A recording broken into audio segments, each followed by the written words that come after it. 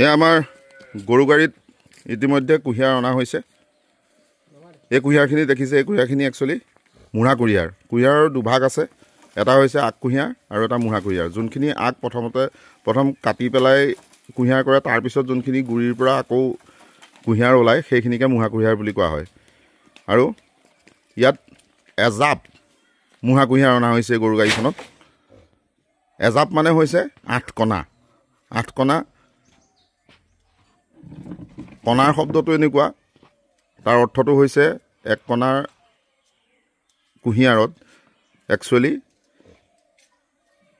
এটিং ৰস ওলাব লাগে নিয়ম মতে। কিন্তু আজিকালি হয়তো সেই কণাটো মানুহে দাঙিবলৈ অকণমান অসুবিধা হয়, সেইকাৰণে তাত 2-1 কণা বাঢ়ি যায় জাপটোৰ। সেইকাৰণে অৰ্থটো সম্পূৰ্ণভাৱে মানুহে ক'ব নোৱাৰা হৈছে।